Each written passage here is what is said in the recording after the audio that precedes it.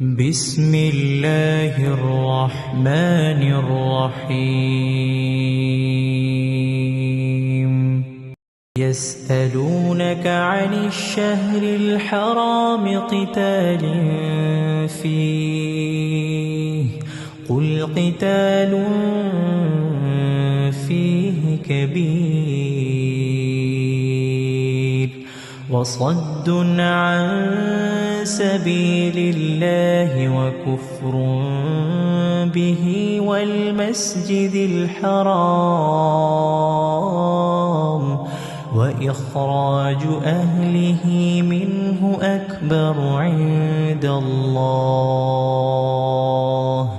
والفتنة أكبر من القتل ولا يزالون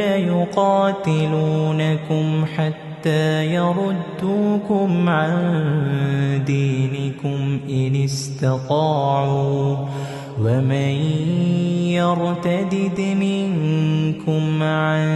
دينه فيمت وهو كافر فأولئك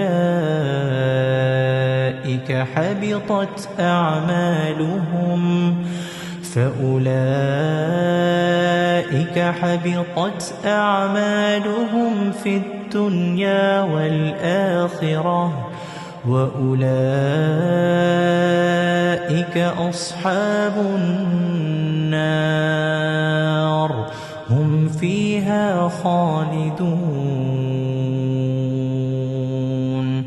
إن الذين آمنوا والذين هاجروا وجاهدوا في سبيل الله أولئك يرجون رحمة الله والله غفور رحيم يسألونك عن الخمر والميسر قل فيهما إثم كبير ومنافع للناس وإثمهما أكبر من نفعهما ويسألونك ماذا ينفقون قل العفو كذلك يبين الله لكم الآيات لعلكم تتفكرون في الدنيا والآخرة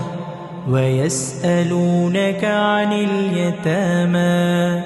قل إصلاح لهم خير وإن تخالطوهم فإخوانكم والله يعلم المفسد من المصلح ولو شاء الله لأعنتكم إن الله عزيز حكيم ولا تنكحوا المشركات حتى يؤمن ولأمة مؤمنة خير من مشركة ولو أعجبتكم ولا تنكحوا المشركين حتى يؤمنوا ولعبد مؤمن خير من مشرك ولو أعجبكم أولئك يدعون إلى النار والله يدعو إلى الجنة والمغفرة بإذنه ويبين آياته للناس لعلهم يتذكرون ويسألونك عن المحيض قل هو وأذى فاعتزلوا النساء في المحيض ولا تقربوهن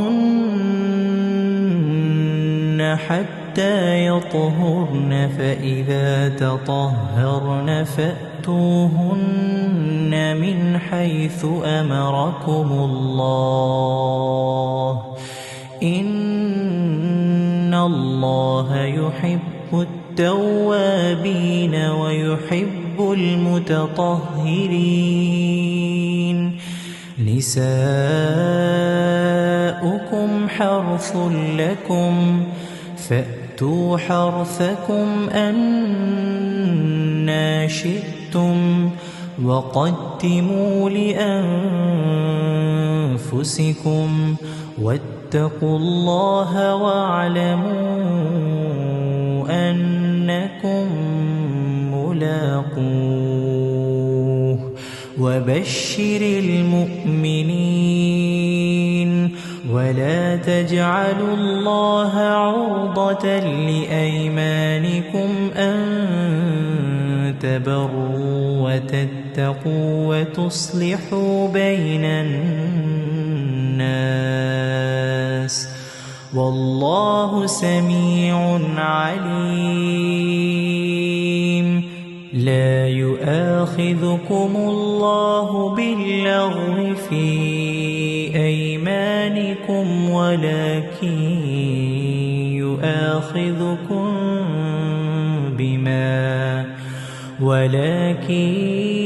يؤاخذكم